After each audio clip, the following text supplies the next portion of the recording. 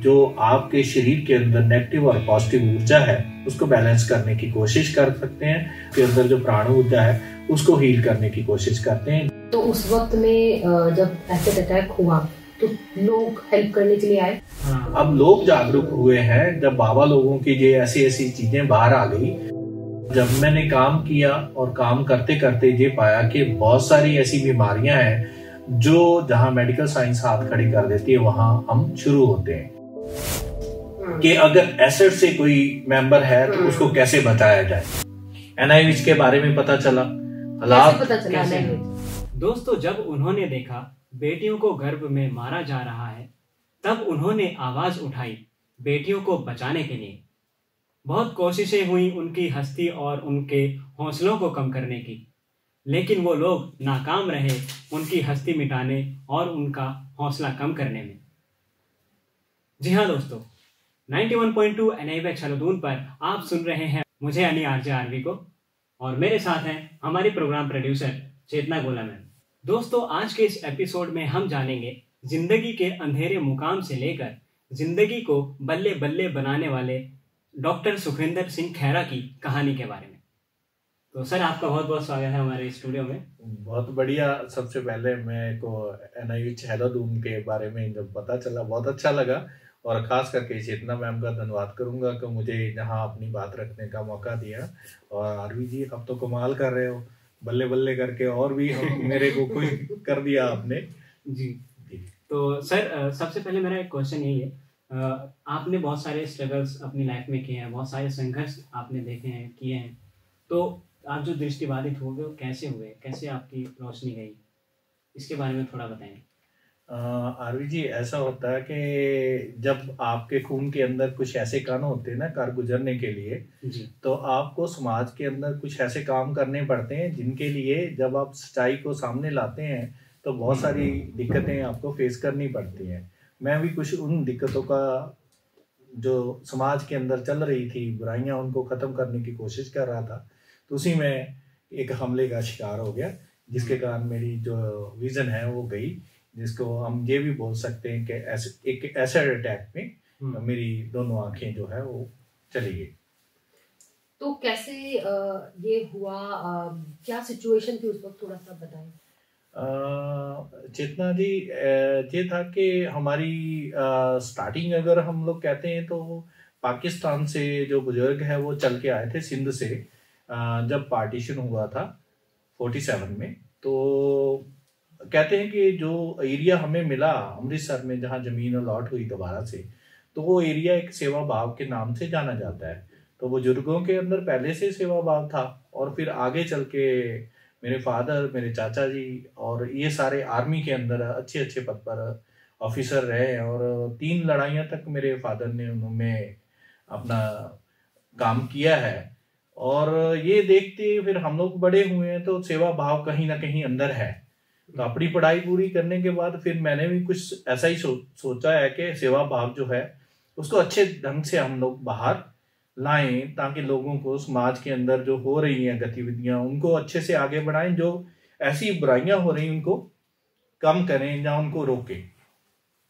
तो ग्रेजुएशन करने के बाद, पोस्ट ग्रेजुएशन करने के बाद देखा कि बहुत सारी चीज़ें ऐसी चल रही हैं जहाँ पर गलत हो रही है, वो चाहे नशे को लेके है, चाहे कन्या भ्रूण हत्या को लेके है, जहाँ फिर हम लोग कह सकते हैं कि और जो भ्रष्टाचार के काम चल रहे हैं उनके ऊपर हमने आवाज उठाने की कोशिश की।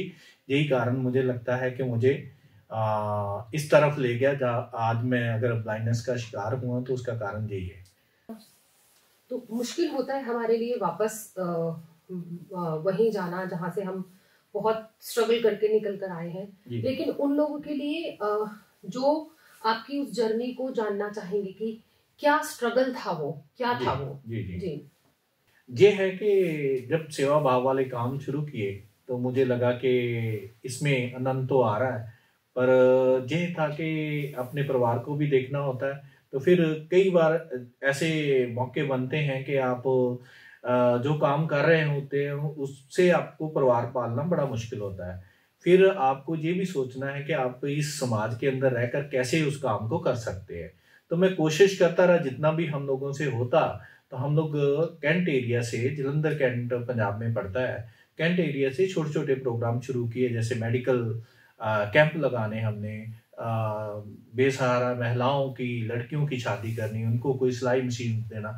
तो ऐसे करते करते हम लोग उसमें आज के, अगर हम लोग कहें कि आप लवली प्रोफेशनल यूनिवर्सिटी सुना होगा नाम, तो वो लोग भी उस वक्त हमारे साथ शामिल थे। आज वो बहुत अच्छे मुकाम पर है। और ऐसे कई मेंबर थे उससे निकले हुए, हमारे ग्रुप से निकले हुए। आज सोशल जस्टिस लास्ट जो मिनिस्ट्री गई उसमें थे विजय सांपला जी। बहुत सारे ऐसे लोग हैं जो उस सेवा भाव करते हुए आज अच्छे अच्छे मुकाम पर हैं। उस समय में जो आपके साथ थे जी। तो करते करते सबसे बड़ा चेंज जो मेरे आता है वो आता है उड़ीसा साइक्लोन से। 99 में उड़ीसा साइक्लोन आया। तो उड़ीसा साइक्लोन में जब हम लोगों ने वो विजुअल देखे, वहाँ के जो तैर रही लाशें, गाड़ियां तैर रही हैं, लोगों के घर और लोग रो रहे हैं, तो वो जो चीजें देख के ना हमें लगा कि हमें कुछ करना चाहिए इसके लिए। तो मैंने और मेरे डॉक्टर साथी ने कुछ सोचा और हमने शुरू किया। कुछ अमाउंट हमने इकट्ठा करके काम शुरू करने की कोशिश की कि हम उड़ीसा जाएंगे, उन मानवता के लिए सेवा करेंगे जो दुखी मानवता है इस समय हमें वहां पुकार रही है। कौन से सन की? ये 99 में। अच्छा। हाँ, 99 में ये उड़ीसा साइक्लोन आया था, जिसको सुपर साइक्लोन के नाम से जानते हैं।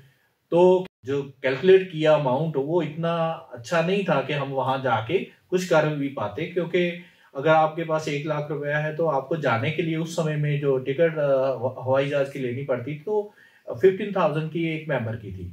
तो हम अगर 5 लोग भी जाते तो 45,000 रुपया तो इसी में चला जाता। तो हमने कोशिश की कि हम लोग और अमाउंट इकट्ठा करें और वहां जाने की कोशिश करें। तो यही करते कुछ मीडिया ग्रुप है पंजाब केसरी, तो उन्होंने फ्रंट पेज पर हमारी एक न्यूज़ जिसको सीएम ने पढ़ के हमें कॉल किया। तो हम जहां खुद जाने के लिए सोच रहे थे, फिर हमें हेलीकॉप्टर के थ्रू गवर्नमेंट ने वहां भेजा, हमने सर्वे किया। तो वो एक मेरे लिए बहुत अच्छा काम था। मैंने 1.5 साल वहां काम किया और बहुत अच्छा लगा। और उसमें मैंने अपना सारा काम जो है घर का, जहाँ हॉस्पिटल का, वो सब पीछे रह गया।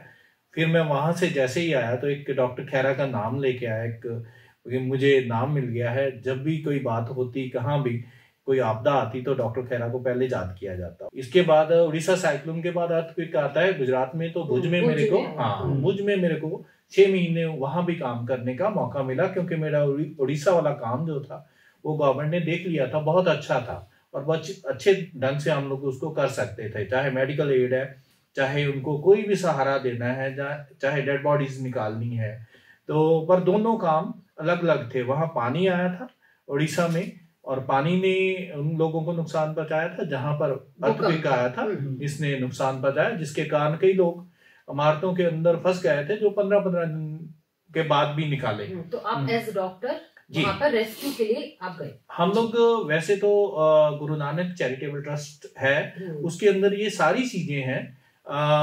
छोटी चीज से लेके बड़ी चीज तक हम लोग करते हैं। मेडिकल एड भी है हमारे पास जेसीबी मशीन्स भी हैं, हमारे पास लंगर का प्रबंध भी है, हमारे पास 2 घंटे के अंदर 1 लाख बंदे के लिए लंगर तैयार करने का सिस्टम है। ये आप तब की बात बता रहे हैं? ये तब की बात है, 2000 जब आप ब्लाइंड नहीं हुए थे? नहीं थे ब्लाइंड, तब की बात है। उसके बाद फिर ये चीजें देख के जब वो मीडिया में पब्लिश होती हैं, तो फिर आप एक का नाम जो ऊपर आ जाता है, कहीं भी कोई आपदा आती है तो पहले आपको पूछते हैं। और इसके बाद फिर एक जो एनजीओ है उसने मुझे अप्रोच किया, तो मैंने वो उनके हॉस्पिटल को ज्वाइन किया। और हॉस्पिटल ज्वाइन करते करते मैंने ये देखा कि जहाँ पर जो है छोटी सी कहानी जरूर मैं इसमें ऐड करूंगा कि मेरे ऋषिकेश मेरी एक फेवरेट जगह है, जहाँ मैं अपनी फैमिली के साथ आता था। कन्या भ्रूण हत्या के लिए अगर उसको रोकने के प्रति पहले कभी मन में विचार नहीं था, ये काम गलत है, पर विचार नहीं आया। कहते कि वो कोई समय ही ऐसा होता है जो आपको उधर लेके जाता है। तो मुझे, जब मैं हरियाणा में कुरुक्षेत्र पेहवा के एरिया में हूँ, तो मुझे गीता के बारे में जानकारी चाहिए।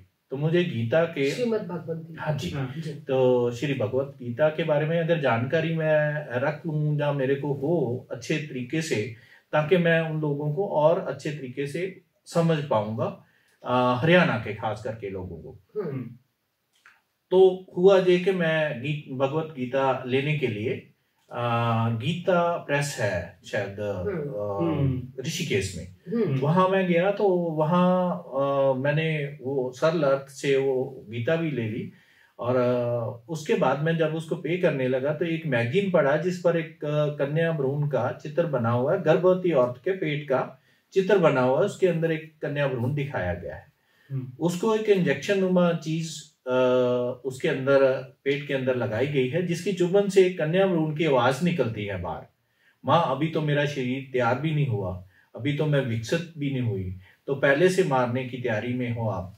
हो सकता है मैं इंदिरा गांधी बनूं, हो सकता है मैं कल्पना चावला बनूं, हो सकता है मैं प्रतिभा देवी पाटिल बनूं, तो मेरे को जमीन पर पैर रखने की इजाजत दो। तो एक माँ को पुकार थी, तो मैंने सोचा कि मैंने वो मैगजीन भी ले ली। मैंने वो मैगजीन अपनी ओपीडी में रखी है और कुरुक्षेत्र का एक दैनिक जागरण अखबार के फ्रंट पेज पर खबर आती है इसके 15 दिन के बाद। अभी मैं मैगजीन नहीं पढ़ी, अभी मैंने गीता नहीं पढ़ी, और वो उसमें लिखा है कि कन्या भ्रूण हत्या इस एरिया में बहुत तेजी से हो रही है और 1000 लड़कों के पीछे 550 लड़कियां रह गई हैं। ये है बात 2002 और 2003 की। तो यहाँ से मेरा ये शुरू होता है कि मैं कन्या भ्रूण हत्या के प्रति, उसको रोकने के प्रति जागरूक करने की कोशिश में लग गया। उसके बाद क्या हुआ? उसके बाद ये था कि हमने सबसे पहले ये देखा कि आखिर ये काम कहाँ से हो रहा है।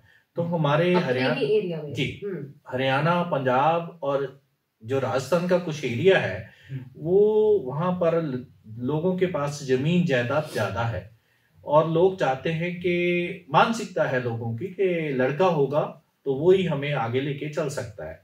पर अब तो हालात बदल गए हैं, अब तो वहां की भी जो रेशो है अच्छी है।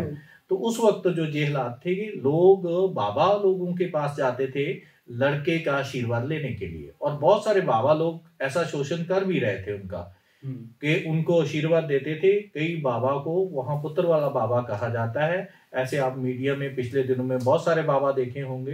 तो अंधविश्वास होने के कारण पढ़े लिखे लोग भी लड़के का आशीर्वाद लेने के लिए उनके पास जाते हैं, और फिर उनको क्या है कि अपने आशीर्वाद को सत्य करने के लिए वो अपने स्कैनिंग सेंटर का सहारा लेते हैं। हालांकि ये सब काम होने के बाद अभी काफी अच्छा हो गया है, पहले से कम हो गया जी, पहले से कम हो गया है। तो शायद तब भी था पर पहले लोग जागरूक नहीं थे। अब लोग जागरूक हुए हैं। जब बाबा लोगों की ये ऐसी ऐसी चीजें बाहर आ गई तो हमने स्कैनिंग सेंटर को देखा, उनके ऊपर थोड़ा काम किया, गवर्नमेंट को साथ में लाया, कई स्कैनिंग सेंटर पकड़े, डॉक्टरों को जेल में भेजा गया, और फिर हम लोगों ने कोशिश की कि हम उन लोगों की मानसिकता बदलें जिन लोगों को लड़का लेने की चाहत है। जहाँ जो उन बाबा लोगों के पास जाते हैं उन बाबा लोगों को ही बदल के देखें। तो बाबा लोग ये नहीं, उनका कोई धर्म नहीं है, जो ऐसा वाला काम करते हैं वो किसी धर्म में भी हो सकते हैं। तो जब उनको हम लोगों ने ये समझाने की कोशिश की, पर उन्होंने, क्योंकि उनका रोजगार इसी के ऊपर है, जिसको आशीर्वाद देंगे अगर उनको पहले पता लग गया तो 9-10 महीने तक उनका शोषण करेंगे। उसके बाद भी कि ये बच्चा मेरे आशीर्वाद से पैदा हुआ है, बच्चा नौकरी पर भी लग जाएगा तब भी उस बाबा को पैसे भेजता रहेगा कि मेरा जन्म जो है इस बाबा के कहने पर हुआ है। अच्छा।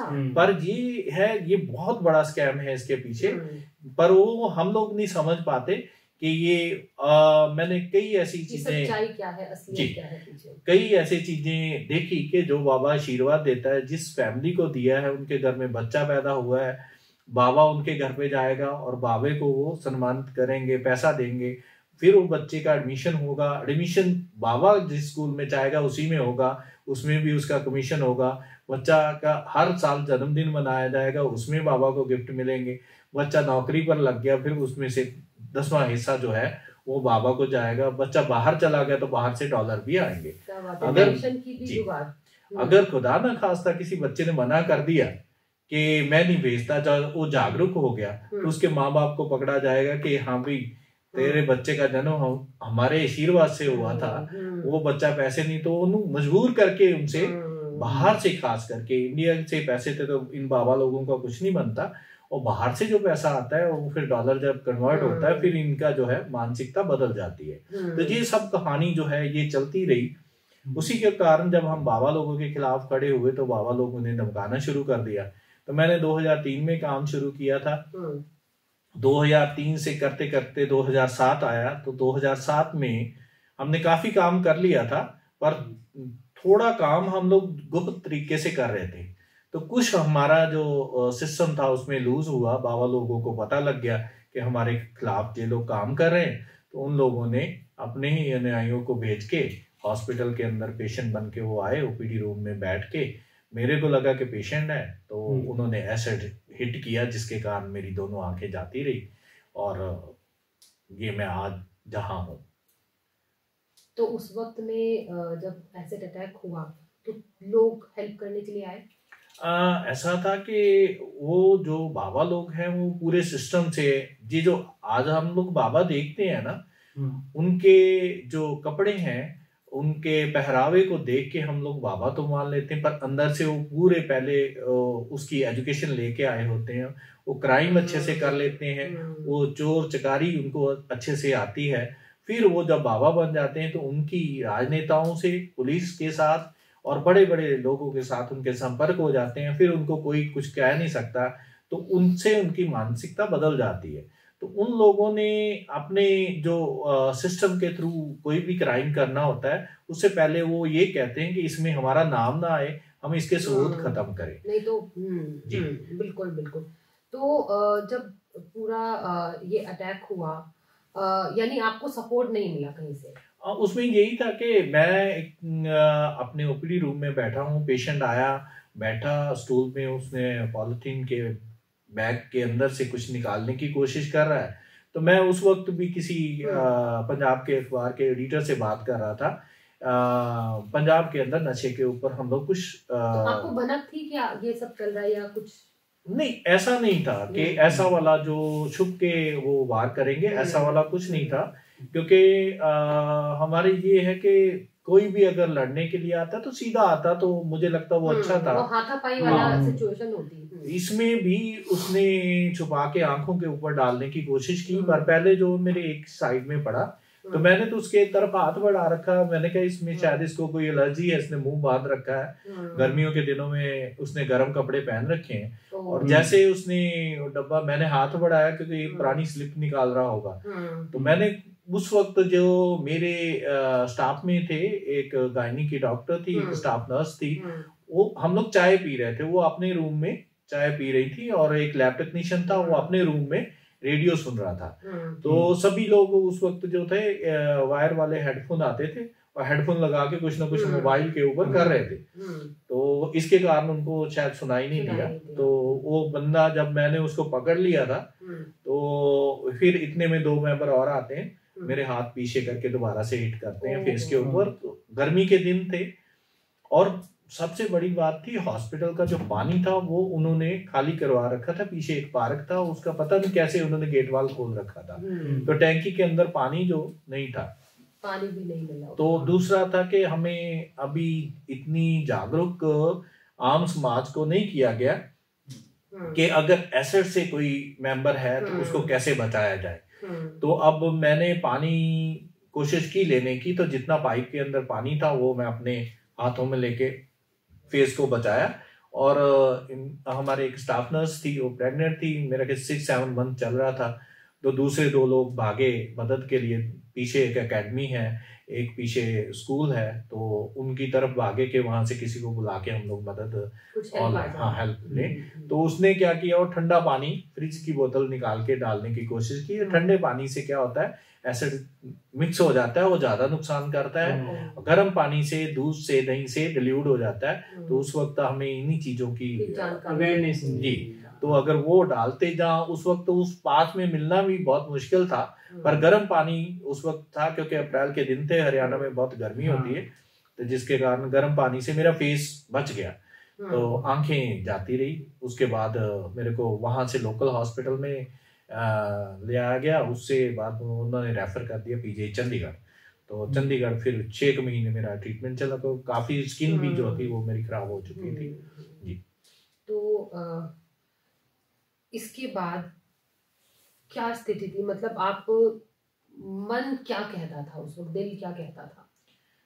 देखो ये सब कुछ इतनी जल्दी हुआ कि आप हॉस्पिटलाइज हो जाते हैं। मेरे ये एसिड अटैक जो हुआ 18 अप्रैल 2007 को हुआ और 24 या 25 मई को मेरे घर को आग लगा के जलाया गया जो जलंधर में था। तो एकदम आप हॉस्पिटल में पड़े हो, आप बिल्कुल रोड पर आ जाते हो और आप ऐसा अच्छा काम करते हुए आप आते हो, तो फिर मेरे साथ वाले लोग हैं जो सोचने के लिए मजबूर हो जाते हैं कि अगर ये बंदा इतना अच्छा काम कर रहा था, उसके ऐसे हालात हो गए, तो फिर हम क्यों ऐसा अच्छा काम करने की कोशिश करें। इस समाज के अंदर एक ऐसी लहर पैदा हो गई, जो मेरे फ्रेंड सर्कल में लोग थे वो भी कुछ दूर होने लग गए कि अगर कोई बंदा सच की आवाज उठाता है। वैसे तो ये है कि जब भी आप सच्चाई की बात करोगे तो आपके हजारों लोग जो है वो आपके ऊपर किसी ना किसी तरीके से वो कुछ ना कुछ करने के लिए तैयार रहते हैं कि इस बंदे को खत्म करें, क्योंकि ये हमारा बिजनेस खराब करेगा, ये हमारा काम बंद करा देगा, ये हमें कहीं ये ना हो कि जेल में पहुंचा दे। तो कोई ना कोई आपको पता भी नहीं लगता कि आप जब सच्चाई की बात करते तो कितने दुश्मन आपके पैदा होने शुरू हो जाते हैं। तो यही सब फिर उसके बाद जब घर जल गया, तो जब मेरे को पता चला, फिर उसके बाद एकदम से ये पता चल गया कि आपकी आंखें भी जाती रही है, आप कभी देख नहीं पाओगे। तो फिर और भी थोड़ा ये होता है कि आप बेड पर पड़े हो, आप कुछ कर नहीं सकते हो। तो कोशिश तो यही थी कि अपने आप को ख़त्म करें, कि मर जाना बेहतर होता है उस वक्त जो जिस हालातों में है। तो मुझे लगता है कि मैंने भी वो सब कोशिश की, पर ये है कि परमात्मा ने कहीं ड्यूटी और लगाई होती है, वो भी अच्छे मेंबर्स को चुन के रखता है कि मैं इसको कहीं ना कहीं फिट करना है। तो करते करते फिर मैं इलाज के बाद 2 साल तो डिप्रेशन में रहा, अंडरग्राउंड हो गया। और फिर उसके तभी भी बाद क्या मारने की कोशिश की गई, क्योंकि आपको एसिड अटैक तो कर दिया। असल में उन लोगों का कुछ ये था कि ऐसे अटैक के बाद जो काम ये मेंबर कर रहा है हमारे ऊपर, हमारी कुछ टेलीफोन रिकॉर्डिंग उनके पास पहुंची थी, जिसमें हम लोग ये ऐसी बातचीत कर रहे थे कि हम आंखों से तो सब कुछ देख रहे हैं, पर हम बोल नहीं सकते। बोल इसलिए नहीं सकते कि जब तक ये सब कुछ हम रिकॉर्ड करके अच्छे किसी चैनल के थ्रू लोगों को ना दिखा लें, ये सच जो काला सच है, उतनी देर तक हम उन चीजों को नहीं बता सकते लोगों को।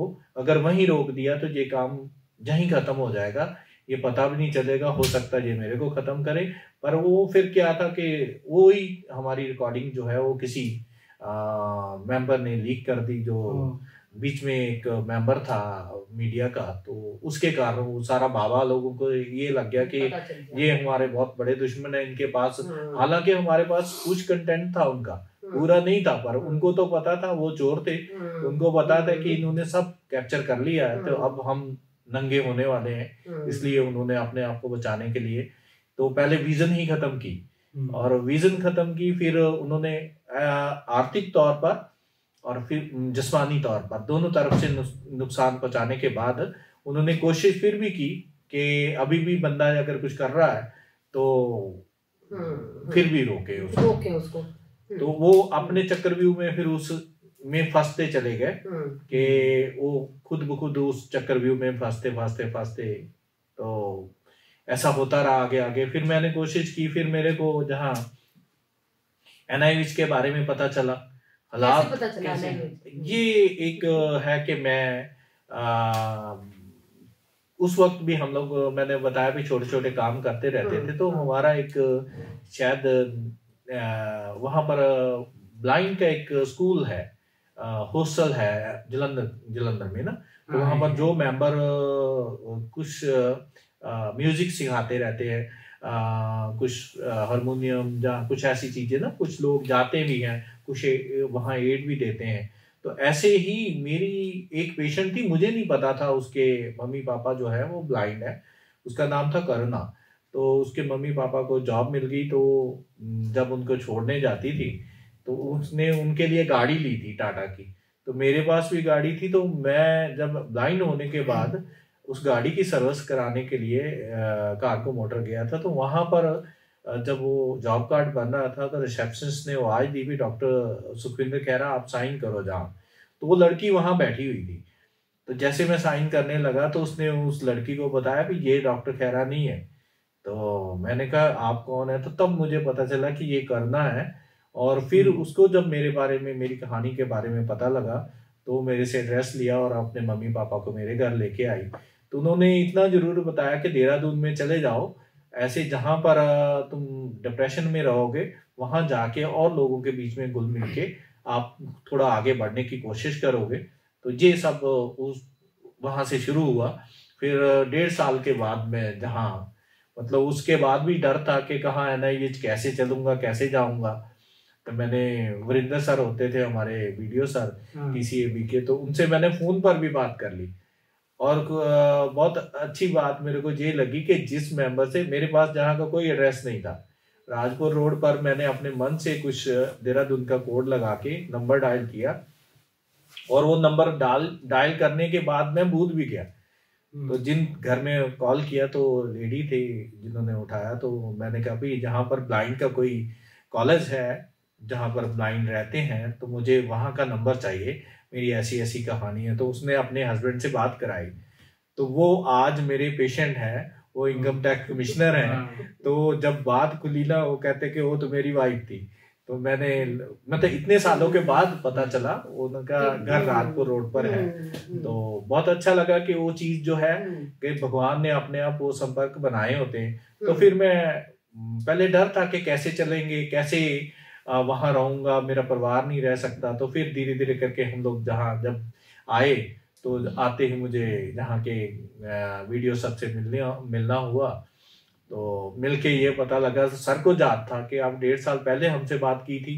अच्छा। तो आप 1.5 साल घर ही बैठे रहे। तो मैंने कहा सर मुझे तो डर था, मैं कैसे चलूंगा। तो फिर उन्होंने जहाँ मुझे मेस में, कंप्यूटर सेक्शन में अलका मैम थे एक, उस वक्त अशोक थे शायद टीचर, तो गुजोदर जी उनको कहते थे। तो ऐसे कई मेंबर मुझे मिलाए जिनसे मिलके मुझे कॉन्फिडेंस आया।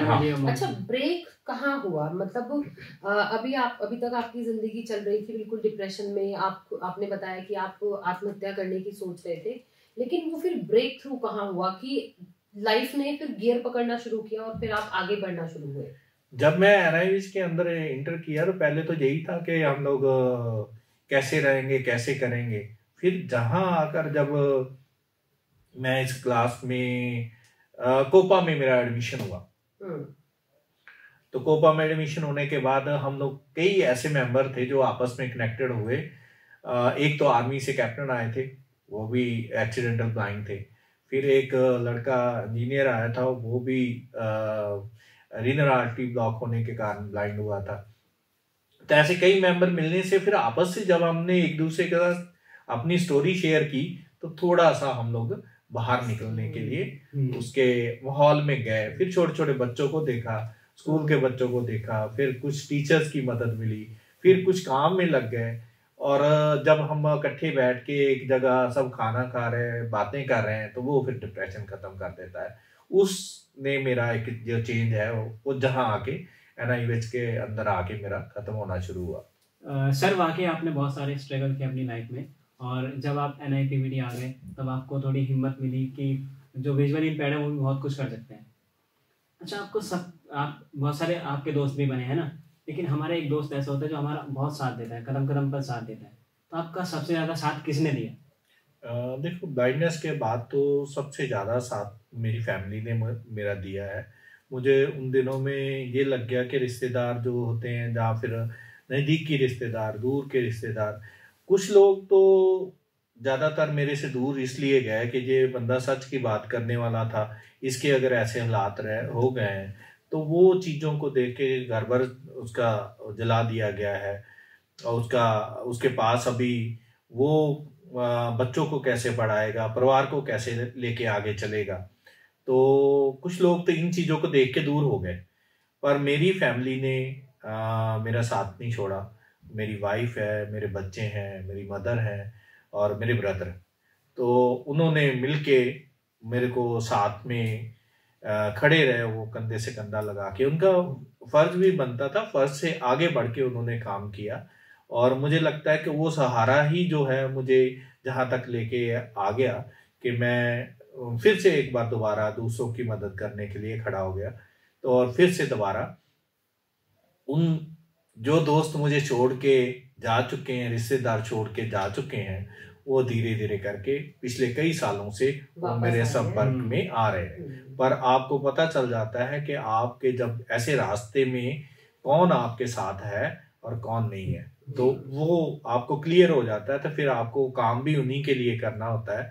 फिर वो हो सकता है कि मैं अपनी अब फैमिली के लिए पहले इतना काम नहीं कर पा रहा था, तो आज मुझे उनको करके देना है।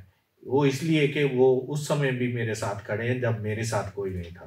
तो ये बहुत ज़रूरी हो जाता है कि उस फैमिली के लिए आपको खड़े रहना है अभी आगे। तो फैमिली ने सबसे ज़्यादा मेरा जो है साथ दिया है। वाकई अगर फैमिली का सपोर्ट है तो सब कुछ हो सकता है जी। तो फैमिली की बात हो ही रही है, चलते हैं सर आपकी फैमिली की तरफ और जानते हैं आपकी फैमिली में कौन कौन है। फैमिली में मेरे फादर जो हैं वो बॉर्डर सिक्योरिटी फोर्स से रिटायर्ड हैं और वो 96 में उनकी डेथ हो गई थी। और उसके बाद मेरे मदर ने, और मदर अभी भी मेरे साथ हैं, वो 79 के करीब उनकी एज होगी। पर मैं अभी जो काम कर रहा हूँ उस काम से उनको मैं अच्छा करके रख रहा हूँ। तो सुबह मुझे रोज़ ब्रेकफास्ट तैयार करके देते हैं। मेरी वाइफ हैं जो एक लेक्चरर हैं, तो वो अपनी अभी कॉलेज में पढ़ा रही हैं। और 2 बेटे हैं जुड़वा, तो एक का नाम सरबजोत है, एक का नाम प्रभजोत सिंह है। मेरे ब्रदर हैं वो बाहर है, कनाडा में है, और उनके भी 2 बेटे हैं। हमारे पास बेटी नहीं है। वो उसका कारण है जो परमात्मा ने दिया। मेरे 2 जुड़वा बच्चे हैं और मेरे ब्रदर के भी 2 ही बेटे हैं, और मेरी सिस्टर है उनके भी 2 ही बेटे हैं। तो हो सकता है ये परमात्मा की मर्जी है क्या है। तो हमारी चाहत थी बेटी की, और मेरी वाइफ है वो बहुत अच्छी हैं, उसका नाम हरवीर कौर है, और मेरे मदर हैं जो मुझे सपोर्ट करते हैं आज तक ना जी। सर जब आपके साथ ये दुर्घटना नहीं हुई थी तब आप एक डॉक्टर थे, है ना जी। और लेकिन जब आप विजुअली इम्पेयर्ड हुए तब आपने क्या सोचा था बनने का, कि आपको क्या बनना है? सादिक जी, ऐसा था कि जब आप ब्लाइंड हो गए उसके बाद तो सोच आपकी ख़त्म ही हो जाती है जी। क्योंकि अगर मैं उसके बाद का, मैं 2007 में ब्लाइंड हुआ हूँ, और मैं अगर NIH में आया हूँ तो मुझे लगता है कि 2011 में आया हूँ। तो इसके बीच वाला जो अरसा रह गया है, वो अरसे में या तो मैंने डिप्रेशन में निकाला है, तो जहाँ मैंने अपने आप को एक ख़त्म समझा है कि मैं कुछ नहीं कर सकता और इसके आगे ज़िंदगी नहीं है। पर जब मेरी ये NIH की यात्रा शुरू हुई, NIPVD में अभी इसका नाम NIPVD कर दिया है, तो जब जहाँ पर मैंने आके अपना शुरू किया तो फिर थोड़ा सा हम लोग उससे बाहर निकले। फिर सोचा कि हम तो बिना आँखों से भी काम कर सकते हैं और कोई भी कर सकते हैं। और मेरे को सबसे अच्छी चीज़ मिली कि मेरे साथ में जो लोग थे वो अच्छे हैं। अभी अगर हम लोग कैप्टन द्वारकेशन की बात करें, वो उस वक्त कैप्टन थे मेरे साथ जब वो कोपा कर रहे थे। एक दीपक आनंद थे, एक रवि ढोलका थे, और मोहम्मद खालिद थे। ये अभी अपने अपनी जगह पर एक मुकाम अच्छा बना के एक अच्छी जगह समाज के अंदर, जहाँ हम लोग कहते हैं गवर्नमेंट के अंदर, बना के बैठे हैं। जैसे मोहम्मद खालिद की अगर हम बात करें आज, तो मोहम्मद खालिद चीफ मैनेजर है PNB में और टोटली ब्लाइंड है। अगर हम लेफ्टिनेंट, अभी जो कैप्टन है वो लेफ्टिनेंट कर्नल है, और वो अच्छे अभी इंटरनेशनल स्पोर्ट्समैन है, बहुत सारे इंटरनेशनल रिकॉर्ड उन्होंने बना लिए। उसके बाद एक दीपक आनंद लड़का है, वो LLM करके अभी अपने कहीं भी शायद वो ट्राई कर रहा है, तो एज जज SDM कुछ भी वो आने वाली पोस्टों में लग जाएगा। पर बहुत अच्छा वो भी काम कर रहा है। और रवि ढोलका है, वो डिप्टी मैनेजर है पराड़ा में SBI बैंक में, इकलौता ब्लाइंड मैनेजर वो बैंक को संभालता है। तो ऐसे ही उन चीज़ों ने इतना आगे कर दिया कि हमने ये सोच लिया कि हम लोग जहाँ का एक जो कोर्स शुरू हुआ था उन दिनों में, तो उस कोर्स में हम लोग आके सोचा है कि हाँ भाई हम भी कुछ कर सकते हैं। तो जज्बा जहाँ से ही प्रेरणा शुरू हो गई थी कि जब ये छोटे छोटे बच्चे पढ़ सकते हैं, हम क्यों नहीं कुछ कर सकते। तो बहुत सारे हमारे पास रास्ते थे। कंप्यूटर रास्ता था हमारा, एज थेरेपिस्ट एक रास्ता था, एक फिजियोथेरेपी एक रास्ता था, एक JMMT रास्ता था, बहुत सारे रास्ते थे। पर वो खुलेंगे तभी जब आपको कोई रास्ता दिखाने वाला हो। तो NIH ने एक मेरे को रास्ता दिखाया, तो उसके बाद ही मेरा आगे का काम जो है शुरू हुआ। वाकई से आप मल्टी टैलेंटेड हैं, क्योंकि आपने यहाँ से कंप्यूटर भी किया, JMMT भी किया, यानी जैपनीज मेडिकल मैनुअल थेरेपी जी आपने यहाँ से किया, और आप एक सर्टिफाइड थेरेपिस्ट भी हैं आज। जी। तो मैं आपकी इस जर्नी के बारे में जानना चाहूँगा, कैसे आपकी स्टार्ट हुई और आज कहाँ तक पहुँची आपकी जर्नी। अगर मैं सादिक की बात करूं तो बैकग्राउंड मेरा मेडिकल लाइन का था। तो एक प्रोजेक्ट जहां पर NIPVD का था, जापानीज मेडिकल मैनुअल थेरेपी, जो स्कोबर्ज यूनिवर्सिटी के साथ में था, NAB के साथ में था, और NIPVD उसमें साथ थे, और BPA उनमें साथ में था, गुजरात अहमदाबाद। तो ये एक कोर्स था जिसमें 2.5 साल का एक कोर्स है बच्चों के लिए, बहुत अच्छा कोर्स था। इसका बेस जो है एक्यूप्रेशर से शुरू होता है, पर बहुत सारी आगे डिफरेंट थेरेपीज इसके अंदर आती हैं। इसमें करना, जो हमारे लिसनर्स हैं उनकी जानकारी के लिए आप प्लीज ये बता दें कि इसमें करना क्या होता है, क्या किया जाता है। JMMT जो है जापानीज मेडिकल मैनुअल थेरेपी है। इसमें अगर इसको हम समझने की कोशिश करें तो इसमें टच का इस्तेमाल होता है ज़्यादातर, क्योंकि अगर जापान में या दूसरी कंट्रीज में देखा जाए तो ब्लाइंड के लिए बड़ा सक्षम एक रास्ता है। गवर्नमेंट उनको हॉस्पिटल खोल के देती है, गवर्नमेंट उनको पोस्ट ग्रेजुएशन कराती है, और फिर उनको फील्ड में गवर्नमेंट जॉब भी देती है, और वो लोग वहाँ काम भी करते हैं, और बहुत अच्छा उनका जो है रिजल्ट जो है पेशेंट के अंदर मिलते हैं। और बहुत सारे थेरेपी सेंटर्स बाहर है फॉरेन में, वैसा ही कुछ जहाँ भी शुरू किया गया था। और इसके लिए ये होता है कि एक्यूप्रेशर इसका बेस है। अगर हम लेके चलें, इसमें 14 मेरिडियन और 361 एक्यूप्रेशर पॉइंट होते हैं, जिनके ऊपर हम ऊर्जा के, जो आपके शरीर के अंदर नेगेटिव और पॉजिटिव ऊर्जा है, उसको बैलेंस करने की कोशिश करते हैं। और एक चीज उसमें ये भी है कि आप सीधे सीधे बोल सकते हैं कि आपके अंदर जो प्राण ऊर्जा है उसको हील करने की कोशिश करते हैं, जिसके कारण अगर आपकी प्राण ऊर्जा अच्छी रहती है तो आपके शरीर में कोई भी बीमारी नहीं आ सकती। अगर बीमारी आती है तो समझिए कि आपकी प्राण ऊर्जा में जाने के 5 एलिमेंट, अगर उसके पीछे और चले जाए तो 5 जो तत्व है, जहाँ 5 एलिमेंट है, उनको ठीक करने की कोशिश करते हैं, तो बीमारी अपने आप ही वो ठीक होती है। बेस इसका एक्यूप्रेशर से है, पर बहुत सारी डिफरेंट थेरेपीज इसके अंदर आती हैं, जिसमें अगर हम लोग कहें कि फिजियोथेरेपी भी इसका एक पार्ट है, मोक्षा थेरेपी इसका पार्ट है, एक्यूपंक्चर थेरेपी इसका पार्ट है, बहुत सारी थेरेपीज हैं। अभी आने वाले दिनों में सीट थेरेपी इसका एक पार्ट है। तो बिना दवाइयों के ये एक अच्छा इलाज है और बड़ा सटीक इलाज है। आप अकेले ही अपने क्लिनिक को मैनेज करते हैं, कैसे काम चलता है? शुरुआत में तो हमारे पास स्टूडेंट भी थे जहाँ पर, और उसके बाद में जहाँ पर बहुत सारे पैरा मेडिकल कॉलेजेस हैं जिनके बच्चे हमारे पास एज इंटर्न के रूप में आते हैं, तो वो उनकी भी कोशिश रहती है कि जब ब्लाइंड मेंबर ऐसा काम कर सकते हैं तो हम क्यों ना। फिजियोथेरेपी के अंदर एक पार्ट जो आता है मैनुअल थेरेपी का आता है।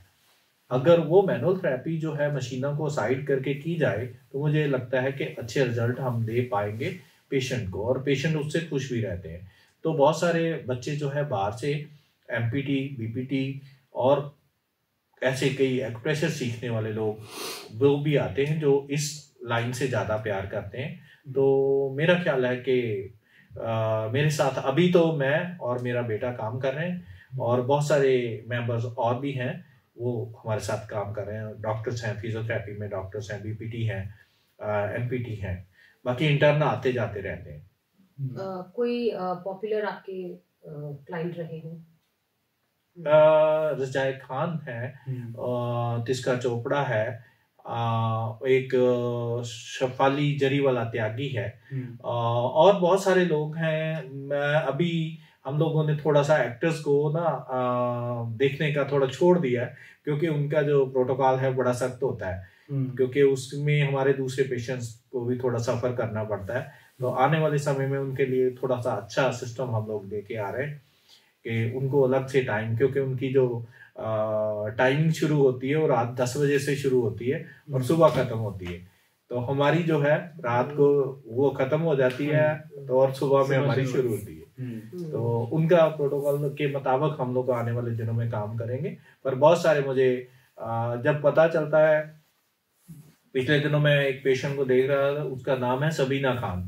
फिर मैं एक नेटफ्लिक्स पे एक पिक्चर देख रहा था, तो उसमें वही सबीना खान का जब नाम आया ड्रेस डिजाइनर के नाम पर, तो मैंने उसी को फोन करके पूछा, मैंने कहा आपने ये कभी बताया नहीं कि आपने सलमान खान और शाहरुख खान और रानी मुखर्जी और काजोल के लिए वो काम करती हैं, ड्रेस डिजाइन करती हैं। तो बोला कि मेरे तो बहुत सारे लिंक है, लुई बैनर्जी है, बहुत सारे, मेरे को अभी नाम नहीं याद होंगे, काफी सारे लोग हैं और आना भी चाहते हैं, पर हमारे पास मुझे लगता है कि हम उनके अनुकूल तैयार नहीं है। जो सिस्टम, जैसा सिस्टम वो चाहते हैं, हो सकता है कि हम पंजाब के अंदर तैयारी कर रहे हैं तो वैसा सिस्टम बनाएं, तो फिर उनके रहने की व्यवस्था, आने की व्यवस्था और उनके ट्रीटमेंट की व्यवस्था थोड़ी और अच्छी हो जाए, तो उनके अनुकूल हो जाए, तो उनको और अच्छे रिजल्ट मिलेंगे। अच्छा, एक चीज और मैं बहुत क्यूरियसली मैं ये जानना चाहती हूँ कि ऐसा कौन सा केस था आपका जो बाहर कहीं पर भी उस पेशेंट को कहीं आराम ना मिला हो और आपके पास आके मिला उन्हें आराम? मैं बाहर जब अपनी प्रैक्टिस शुरू की, तब मैंने ये सोचा था कि ये जो थेरेपी हम लोग कर रहे हैं, जो ब्लाइंड के लिए डिज़ाइन की गई है, तो इसका दायरा बहुत छोटा है। पर जब मैंने काम किया और काम करते करते ये पाया कि बहुत सारी ऐसी बीमारियां हैं जो जहाँ मेडिकल साइंस हाथ खड़ी कर देती है, वहाँ हम शुरू होते हैं।